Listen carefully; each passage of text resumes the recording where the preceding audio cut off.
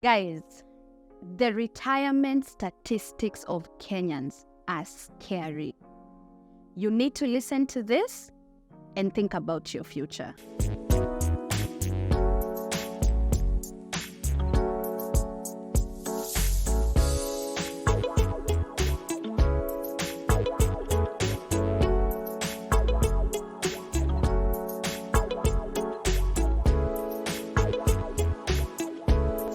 Every time I raise a retirement conversation or other retirement planning with 20-year-olds, 30-year-olds, and sometimes even 40-year-olds, it sounds like such a far-fetched idea. It's almost like in between adulting, raising families, school fees. Planning and investing for retirement feels like a luxury, pretty much. But today, I want us to get into some numbers, and I want you to pay attention from this point because I want to read out for you some of the statistics of Kenyans and how we are doing with regards to retirement and what has been projected on whether we can afford retirement or not. If you're in your 20s right now, you're in your 30s, you're in your 40s, you need to listen up. We are trying to find out whether we can actually afford retirement, whether it is a possibility for us today in 2023, in the 21st century. Is it a possibility for us to afford retirement, and what does it look like? That's what I want to talk to you about today, and I'm going to be giving you some tips on how you need to change how you think about retirement planning. But first, let's go through this statistic. According to a 2020 report done by the Financial Sector Deepening Kenya, FSDK, only about 1% of Kenyans can retire comfortably today. This means that the vast majority of Kenyans will have to rely on family support, informal work, or government assistance, assuming that there will be any government assistance to rely on anyway. That same report also found that the number of Kenyans who are able to save for retirement is declining.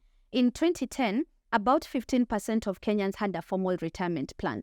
But as we speak right now, that number has declined to 10%. So only 10% of Kenyans today actually have a formal retirement plan. This means that 90% of the rest of Kenyans either have no plan or have no idea what they will do once they get to retirement age, where they are no longer employable or pensionable. The average Kenyan retiree receives a monthly pension of around 10,000. Guys, this is not even enough to cover your basic living expenses even today. So many retirees will actually have to either rely on their families, therefore black tax, or source other sources of informal income, like doing informal work. According to data from the Kenya National Bureau of Statistics, there were about 17.4 million people in the formal and informal sectors as of the year 2020. And the labor market is actually skewed towards informal employment at 83%. So out of these 17.4 million people, 83% are not employed. So this is pretty much a time bomb waiting to explode, indicating that most likely most Kenyans, 83% of Kenyans might retire poor. Kenyans retirees are actually among the poorest globally, with a new report pointing to an ineffective pension system that has a lot of senior citizens continuing to work in well into their retirement years. Of course, because NSSF is proven not to be enough, okay? The Kenyan pension system does not provide an adequate standard of living in old age, and most Kenyans are actually getting to the quintessential retirement age 65, having nothing to retire comfortably with. Those are the numbers we are working with, guys. And it goes without saying, NSSF is actually not enough or sufficient. And if you think it is, or if you've never run the numbers, I'm actually going to take you straight to my Excel and help you see exactly how much you should be expecting from NSSF contributions, assuming you're contributing even the 1080 that was recently proposed, 1,080 shillings. How much would that look like for you after around 25 years of working? Let's look at that first. This is a calculation of NSSF contributions assuming this person has worked 25 years, we've already converted these years into months, which has given us 300 months. And we are working with an assumption that they are contributing 1080 Kenya shillings. After 25 working years, the savings would ideally be 300 months multiplied by the contribution every month. So we are working with an approximate of around 324,000, give or take. This is, of course, having not considered any interest over the 25 years. But even if there is, then, this is ideally what this person would have saved in total. Now, if there's no interest at all, we assume that this person's budget upon retirement on a bare minimum, and this is a very, very bare minimum, will be 50,000 every month. We are actually going to see, so how many months can this money last this particular person or retiree? So this is ideally going to be the total savings divided by 50,000 every month. And ideally, you're looking at around this money lasting you at least 6 months, at most 7 months. And the question here is, what happens then after you've retired and this is all you had in savings? This is ideally what you're working with. Let us, even for one reason, double this amount, okay? For one reason or the other, let us assume that this person actually has this amount, or rather they have doubled this amount. How much is that looking like for them in after 25 years? So if we double this amount, we are working with an assumption of around 648,000 for entire savings. So let's see exactly how long that would last this person. So we've just doubled this amount. Again, just working with an assumption that maybe we got interest on this savings, or maybe for one reason or the other, we contributed more. I just want to kind of like run these numbers for you as well. So again, assuming a budget of 50,000 every month, we would ideally have at least 12 months. Now, why is this an important conversation to have, guys? As you can see, this looks like, it's very little money in SSF contributions. 50,000, I've also worked with a very, very low budget. Most people will probably need to spend more than that. If you consider healthcare, the older you get, of course, the more you need in terms of, money and health care contributions. Now, if you retire at 60, or even, let's even work with 60. The question here we want to ask is, how many years do you have post-retirement? All right. So post-retirement, assuming you even die at the age of 75 or 80, we have at least 15 years post-retirement. All right. 15 years post-retirement. And this money we've saved via NSSF, only assuming you do not supplement these contributions, can only last you either 6 months, 12 months. If we even push it, let's even give it another 2 years. Now, after these 2 years are over and this money has run out, what do you do 15 years post-retirement? This is why Kenyans are unable to retire. We are unable to retire because this money is definitely not enough to last you post-retirement. So you'll either end up depending on your family or having to actually find a source of income. So I just wanted to run you guys through these numbers because it's important that you see the numbers and what they're saying. And I've just worked with the statutory government contributions of NSSF with an estimate of 1080. So I hope you can probably just pull up a calculator for yourself and follow through with this, depending on what your employer is already contributing for you. Or if you don't already have an employer, this would give you a rough idea of what you need to contribute in your personal pension fund. So now that we've looked at the numbers, I know they sound very scary, but I'm not here to just make you panic about the numbers. I want to create awareness and to kind of like give you guys pointers on what you can do. So the first thing that you need to do is to realize that your financial wellness in the future is equally as important as your financial wellness right now. And I'm very aware we are financially overstretched already. In between bills, the high cost of living, inflation, low employment rates, money is tight. However, it's very, very important that you're aware or you start having empathy towards the older version of you. The version of you that will no longer be employable or pensionable. The version of you that will be 65, 70, 80 sometimes and needing to work. The version of you that would not want to take your children through the same black tax that you're probably experiencing right now. So what am I saying? We need to change our mindset, Kenyans. We are, like, if you read the numbers and if you go through the statistics, in Kenya only, we are one of the poorest retirees in the world, okay? That means that the more we talk to ourselves and the more we have this conversation justifying why retirement planning is not a priority, the cycle continues. So we've found ourselves in a situation where we are passing down poverty from one generation to another as opposed to passing down wealth. So the first thing I want to encourage you, I know you're looking at me right now and you're wondering, where is the money coming from? That's the mindset I'm here to challenge today. Where there's a will, there's a way. So are we going to just stop and say, oh, there's no money for retirement? Or are you actually going to start prioritizing and thinking of this thing as a necessity? I mean, even rent. Rent is one of those things that has been made negotiable, non-negotiable. And because it is non-negotiable, we look for the money to pay for that rent. Our children going to school, for some of us, we've made that non-negotiable. So we find the money. I need you to start thinking about retirement planning as non-negotiable so that your mind and how innovative you can become in terms of finding the money for it can change. If you make it non-negotiable, you'll start thinking or seeing ways as to how, even in this tight economy, you can spare some money to go towards retirement planning. That's the first step.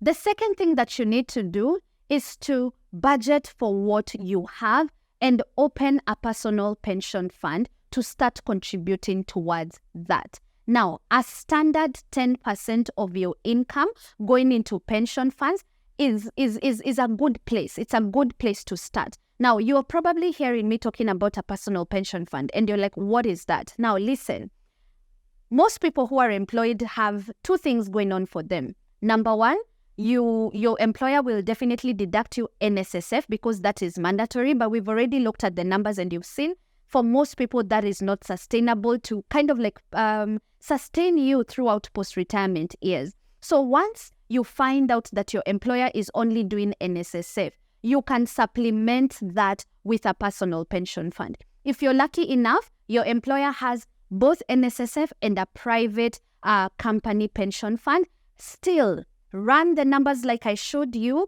calculate the number of years or the number of post-retirement years you would want to plan for. Of course, we don't know how many years we'll live, but I mean, you can give yourself a 20 years post-retirement cushion or a 30 years post-retirement cushion, okay? So run the numbers. Now, if you're watching me today and we've said 83% are the people who are unemployed. So you have no employer, you probably do not contribute NSSF, and you don't have that private cover with your employer. You need to listen up. I'm self-employed just like you, but that does not mean I'm waiting for an employer to pay my pension. So I've talked about like investments such as a money market fund before on this platform. A personal pension fund is found in the same companies. And what I'm going to do, in the description box below, I'm going to give you 5 recommendations of companies that you can open a personal pension fund with. And guys, most of these pension funds, you can open with as little as 500 Kenyan shillings or even 1,000 bob. So, and there is no upper limit to how much you can do. So when I started my own personal pension fund when I left employment, I started with 500 Kenyan shillings. But of course, as my business has grown and as my income has also grown, I have increased the amount of money I am contributing. Guys, this is not something you want to wait on your employer to do. What if you don't have an employer? Okay, so I'm seeing a lot of business people and the informal sector ignore this thing because we've told ourselves in our head that, you know, I'm a business person, I don't retire. Guys, retirement is not an age, it is a number. It is a state you get to where you don't have to work to put a roof over your head or food on the table. Will you be working at 85, at 90 when there's lifestyle diseases and your body is giving up on you. We don't want that, right? So stop looking at retirement as something that employed people only do. So this is for us all. If you're employed and your employer is not doing enough, open a personal pension fund. If you're in business, if you run your own consultancy, if you're in the informal sector, you can open this account. Opening is as easy as opening like a bank account or a money market fund account. And you can start with as little as 1,000 bob. Then you can grow from there. So remember, we've said that a standard 10%. So if you're in business, maybe this month you've made 50,000 in your business. Take 10% of that money and send it to your personal pension fund. That's a good starting point. Obviously, if you have the allowance and the flexibility to do more than the 10%, do it. But let's work with a standard 10%. It's a good starting point. It will give you something to fall back on. The third thing that you need to do is to take advantage of your working years. Whether you're in your 20s, your 30s, your 40s, you still have, let's even assume, T minus 10 years. Even when you're 50, you still have another 10 years to go to actively plan for retirement. So if you're already in your 40s and 50s, I'm really trying to encourage you, stop feeling like it's too late to plan. And if you're young right now, you're in your 20s and 30s, I guarantee you, it's not too early to plan. It's so expensive to retire that the amount of money you need, if we had this information, we should have started planning for retirement at 18, guys, because that's how much money it requires to retire comfortably. So take advantage of your active years. See how you can make more money. We keep talking to these employed people and we are like, even if you're employed and it's not enough, stop complaining. Find something you can monetize as a side hustle. If you're not employed, stop complaining that there are no jobs. Find something you can do with your hands, whether that's because you're talented in that area or you went to school in that area. I didn't get a job and I have a bachelor's degree in economics and finance. After I lost my job, I couldn't get anyone to hire me. I'm a certified investment analyst and I couldn't get someone to hire me.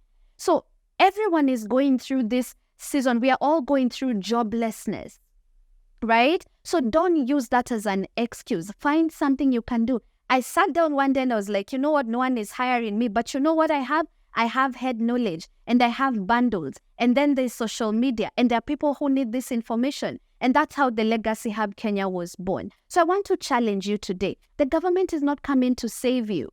An employer will not come to save you. Can I encourage us to stop doing less complaining and more action?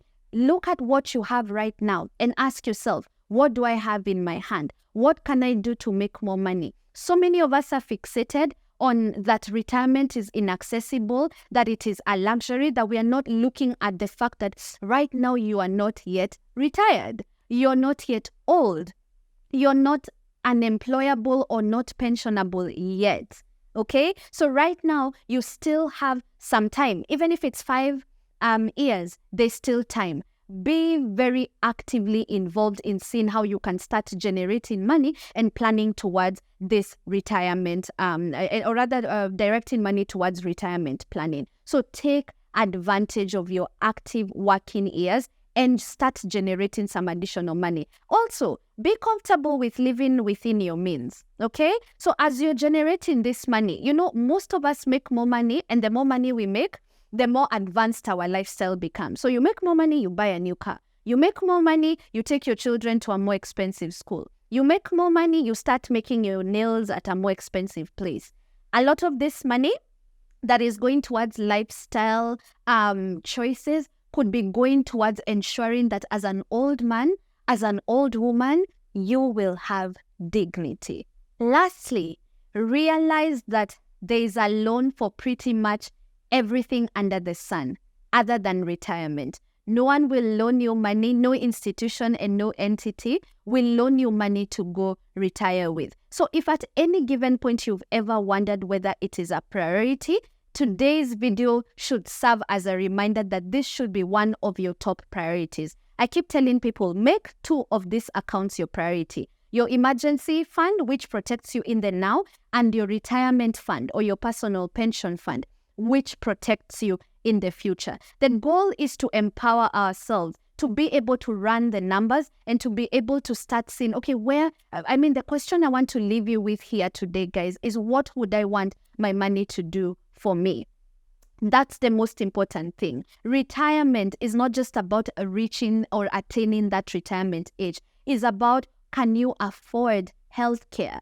Can you be able to put food on your table? Can you be able to move around? Are you able to have dignity? Or will your children become your retirement plan? And then the cycle of black tax keeps going on. So remember, always have that in mind. As you know, there are so many other things you can take loans for, but you can't take a loan to retire with. So make this a top priority and prioritize it. And a simple way you can do this is calculate how much money you're using right now. How much does it cost you to be you in a month today? So whether that's, if you spend 70,000 today, 100,000, 200,000 every month, I want you to envision how many years do you still have to retirement, and see, okay, so will I need more or less of this money, and start working backwards to see, okay, so if every year I will need X amount of money, then how much money should I actually save to sustain me, maybe for like 20 years post-retirement, 30 years post-retirement. Start thinking about the quality of life that you would want to live. I know sometimes it gets very stressful. You're like, is this kidogo money I'm earning, is it supposed to take care of me now and still take care of me in the future? Unfortunately, yes, and the numbers are not looking good for us, so we need to do something about it. So I hope today's video challenged you to think about retirement planning. I hope today's video challenged you to stop just living in the now, to understand that the money you're earning right now should also serve the future you. I hope today's video challenged you to have some empathy for the older version of you, the 80-year-old, the 90-year-old, because it's pointless to live a very lucrative life right now and to have the best careers and drive the best of cars and grow old poor. Is it really worth it? Let me know in the comment section down below. Thank you so much for watching, and I'll see you in the next one.